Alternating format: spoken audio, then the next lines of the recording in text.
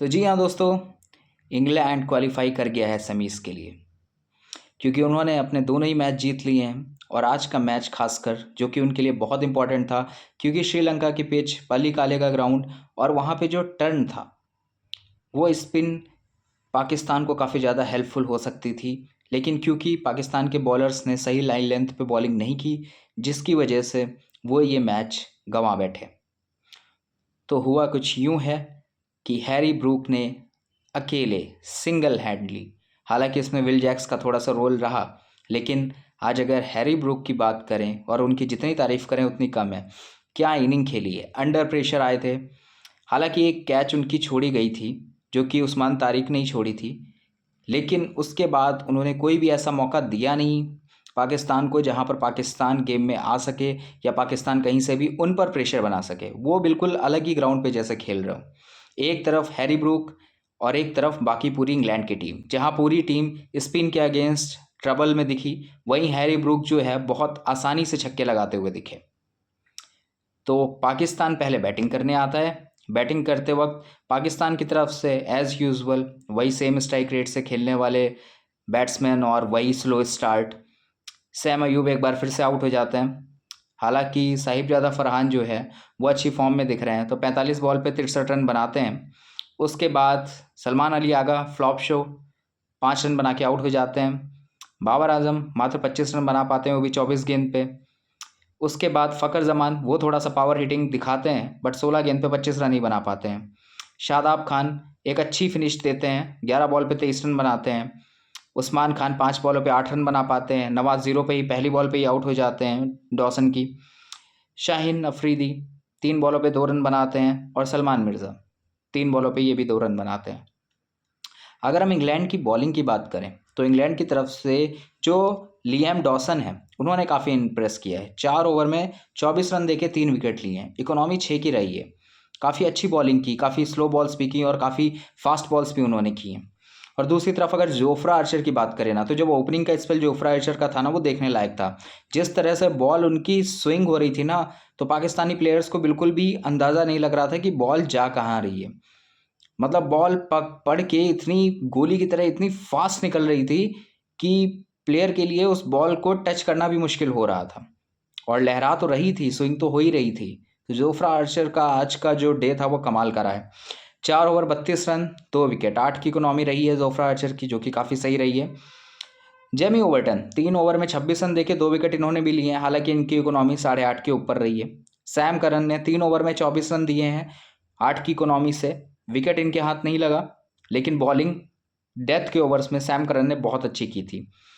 आदिल राशिद इन्होंने 4 ओवर में 31 रन देके 1 विकेट लिया है, हालांकि ये 7.5 के करीब इनकी इकोनॉमी रही है, लेकिन आदिल रशीद भी काफ़ी अच्छी बॉलिंग कर रहे थे आज। विल जैक्स इन्होंने 2 ओवर में 27 रन दिए हैं, कोई विकेट नहीं रहा है और 13.5 की इकोनॉमी। सबसे ज़्यादा महंगे तो यही रहे हैं। अगर हम इंग्लैंड की बैटिंग की बात करें तो शुरुआत में ही इंग्लैंड की बैटिंग पूरी तरह से लड़खड़ा गई थी। और हम देख रहे हैं ना पिछले मैचेस से, साउथ अफ्रीका की बैटिंग पूरी तरह लड़खड़ाई। डेविड मिलर आए और उन्होंने पूरा मैच पलट दिया सिंगल हैंडली। यहाँ पे भी हमने देखा फिल सॉल्ट पहली बॉल पे आउट हो जाते हैं, शाहीन शाह अफरीदी का शिकार होते हैं। और पहली बॉल पे विकेट गिरने का मतलब है कि आप एक बड़ा टारगेट चेस कर रहे हैं और उस टारगेट को चेस करने के लिए आपको अपने विकेट्स हैंड में चाहिए।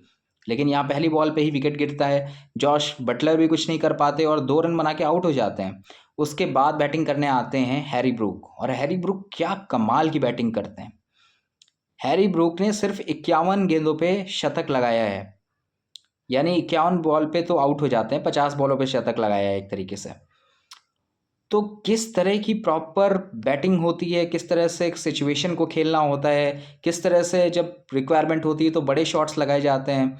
तो हैरी ब्रूक की जो बैटिंग है उसमें वो हमें सारी चीज़ें देखने को मिली हैं। कमाल की एक प्रॉपर T20 इनिंग हमें देखने को मिली है आज हैरी ब्रूक से, वो भी अंडर प्रेशर। उसके बाद जेकब बैथल वो भी कुछ नहीं कर पाते, मात्र 8 रन बना पाते हैं। टॉम बेंटन ये भी 2 रन बना के आउट होते हैं।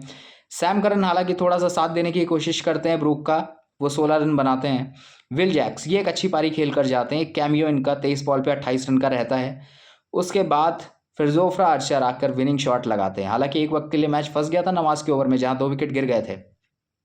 लेकिन तारीफ़ करनी होगी इंग्लैंड की टीम की, क्योंकि ये कंडीशंस उनका बिल्कुल भी फेवर नहीं कर रही थी उनकी बैटिंग का, क्योंकि उन्हें अच्छी पिचेस पे खेलना पसंद है, उन्हें फास्ट पिचेस पे खेलना पसंद है। और यहाँ की जो श्रीलंका की पिच थी वो थोड़ी सी स्लो थी, टर्निंग थी, जहाँ पे बॉल घूम रही थी। हालांकि सेकेंड इनिंग में अगर हम देखें तो थोड़ा सा हमें टर्न कम देखने को मिला है as comparison to first inning, लेकिन फिर भी इंग्लैंड के बैट्समैन ने पाकिस्तान के जो एक्सपीरियंस बॉलर्स हैं, जिन्हें बोल सकते हैं स्पिन अटैक जो था उनका अच्छा, उसको ओवरकम किया है। उसके अगेंस्ट उन्होंने काफ़ी अच्छी बैटिंग की है, खासकर हैरी ब्रूक। हैरी ब्रूक का नाम बार बार इसलिए ले रहे हैं क्योंकि इस बंदे ने ना, ये पहले कप्तान है T20I में। 2007 से ये 10वां एडिशन चल रहा है T20 वर्ल्ड कप का, और हैरी ब्रूक फर्स्ट कैप्टन है अभी तक जिन्होंने सेंचुरी लगाई है।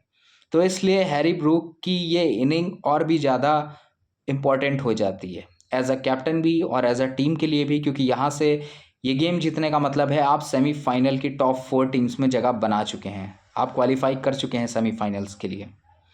और उसके बाद अगर हम बॉलिंग की बात करें तो शाहीन अफरीदी जो थे, उनके 4 ओवर में 30 रन देके 4 विकेट उन्होंने लिए हैं 7 की इकोनॉमी से। हालांकि उनके अलावा कोई भी ऐसा बॉलर दिखा नहीं। उस्मान तारिक भी 4 ओवर में 31 रन देके 7.5 की इकोनॉमी से रन देकर गए हैं और 2 विकेट लिए हैं हालांकि उन्होंने। मगर जो पाकिस्तान के बॉलर्स की लाइन लेंथ थी ना, वो काफ़ी ख़राब थी आज। काफ़ी सारी बॉल्स जो हैं वो उन्होंने लेंथ और लाइन दोनों ही जो है बहुत गलत डाली है। कई बार तो वो लेग स्टंप के बाहर उन्होंने बॉल ख़त्म की है, और जिसकी वजह से स्वीप लगाना काफ़ी ज़्यादा आसान हो रहा था इंग्लैंड के बैट्समैन के लिए, क्योंकि जब आप विकेट्स में बॉल डालते हैं तो LBW के चांसेस बढ़ जाते हैं, विकेट हिट करने के चांसेस बढ़ जाते हैं बॉल के। लेकिन जब आप पूरी तरह से बॉल को लेग स्टंप की तरफ खींच के ले जा रहे हो, इसका मतलब आप डिफेंसिव सोच के साथ जा रहे हो, आप अटैकिंग सोच के साथ जा भी नहीं रहे हो, क्योंकि ऑलरेडी आपके पास 3 से 4 विकेट आपको बहुत जल्दी मिल गए थे। लेकिन फिर भी आपने जो है बॉलिंग सही ढंग से नहीं की, और आपकी फील्डिंग जो हमेशा ख़राब रही है, उस फील्डिंग की वजह से कई सारी मिसफील्ड हुई। हालांकि इंग्लैंड की तरफ से भी 1-2 मिसफील्ड हुई थी, लेकिन इंग्लैंड ने अच्छा रिकवर किया था लास्ट में बॉलिंग की वजह से।